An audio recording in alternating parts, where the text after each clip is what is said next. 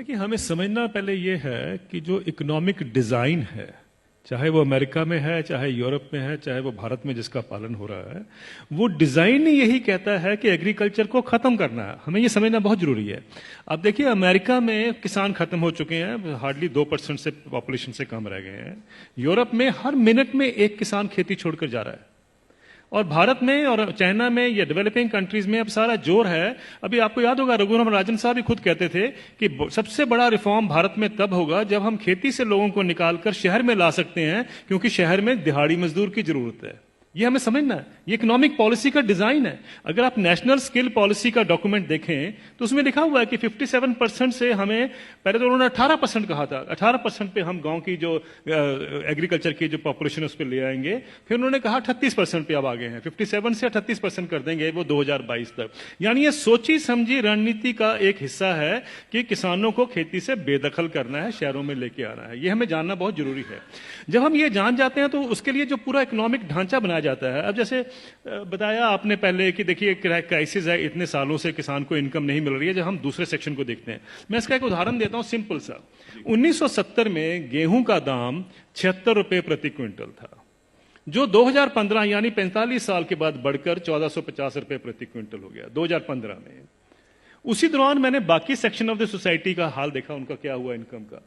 मैं सिर्फ बेसिक पे और डीए ले रहा हूं। उसी दौरान में 45 साल के पीरियड में सरकारी मुलाजिम की जो बेसिक पे और डीए है वो 120 से 150 गुना बढ़ गया, और जो स्कूल टीचर्स की जो तनख्वाह बढ़ी है उस दौरान में वो 280 से 320 गुना बढ़ गई।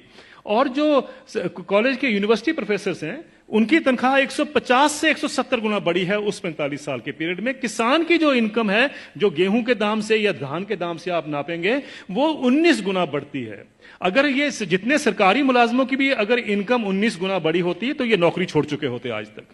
प्रॉब्लम यह है कि किसान का हक क्या बनता है। अगर हम 45 साल के बाद जब उसको 1450 रुपए मिले थे, अगर मैं 100 गुना भी उसकी इनकम बाकी इनकम पैरिटी के नॉर्म से चलता हूं, तो उनकी इनकम जो है या उनका मिनिमम सपोर्ट प्राइस जो है वो 7600 रुपए प्रति क्विंटल बनता था। ये उनका हक है। 7600 रुपए क्विंटल बनता था, उनको मिला 1450 रुपए। फिर ये कहा जाता साहब ये पैसा कहां से आएगा। कभी आपने पूछा जब कॉर्पोरेट को पैसा दिया जाता है कहां से आएगा? कभी आपने पूछा 7वां वेतन आयोग का पैसा कहां से आएगा? 7वां वेतन आयोग जब सारे देश में फैलाया जाएगा, अभी तो सिर्फ सेंट्रल गवर्नमेंट का है, तो क्रेडिट स्विस बैंक की स्टडी कहती है 4,80,000 करोड़ रुपए हर साल एडिशनल खर्चा होगा। किसी ने नहीं पूछा कि पैसा कहां से आएगा। किसी ने नहीं कहा कि फिस्कल डेफिसिट बढ़ जाएगा। आप किसान को 2 लाख रुपए दे दीजिए, 2 लाख करोड़ रुपए अनाउंस कर दीजिए साल का देंगे, हाहाकार मच जाएगा इस देश में। अरे ये पैसा व्यर्थ जा रहा है, ये लोग डिजर्व नहीं करते हैं, ये सारा कुछ होगा, फिस्कल डेफिसिट बढ़ जाएगा। लेकिन इंप्लॉइज के लिए किसी ने कहा फिस्कल डेफिसिट बढ़ जाएगा। ये सारी इकोनॉमिक नीतियां हमें जानने की जरूरत है। ये किस तरीके से डिजाइन बनाया गया है कि किसान को हम गरीब का गरीब ही रखें, और ये पॉलिसी कितने दशकों से चलती आ रही है, सब सरकारें इसमें सम्मिलित हैं। अब आपका जो सवाल था कि ये क्या कारण है, इसका कोई बीच का रास्ता भी हो सकता है। बीच का रास्ता हम क्या ढूंढते हैं, मुझे एक छोटी सी बात बता दीजिए। जब आपका इनकम मिलती है, 7वां वेतन आयोग मिलता है या किसी को भी अपनी इनकम मिलती है, तो क्या कभी किसी ने सोचा है कभी किसान को कभी हाउस रेंट मिला हो, कभी एजुकेशन रेंट मिला हो, कभी हेल्थ अलाउंस मिला हो, कभी बच्चों के लिए मेडिकल अलाउंस मिला हो? किसानों को क्यों, ये क्या किसान नहीं क्या इस सोसाइटी में रहते हैं? सुप्रीम कोर्ट के जो ऑफिसर्स हैं उनको 21,000 रुपए कपड़ा धोने के लिए मिलता है हर साल का। डिफेंस वालों को 20,000 मिलता है हर साल का कपड़ा धोने के लिए, कपड़े धोने के लिए।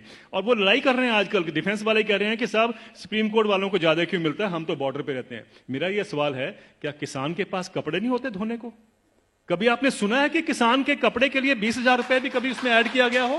मिनिमम सपोर्ट प्राइस में क्या करते हैं हम, जो उसकी लागत लगती है और फैमिली लेबर जो लगती है उसको जोड़ लेते हैं, बस यही।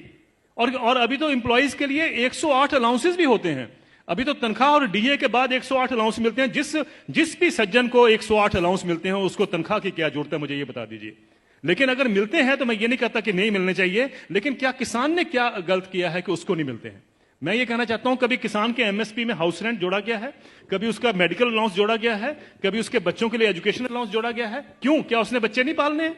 हम ये क्यों मान के चलते हैं कि किसान तो हमारे देश के ऊपर बोझ है, इसके ऊपर हम दान कर रहे हैं? आप दान नहीं कर रहे हैं, आप उसको एक्सप्लॉइट कर रहे हैं, आप किसान को निचोड़ रहे हैं और उसी के साथ आपकी अर्थव्यवस्था चलती है। यह अर्थव्यवस्था के जब तक हम ढांचे को नहीं देखेंगे, हमें समझ नहीं आएगा कि किसान को मार इतने सालों से क्यों पड़ रही है। क्या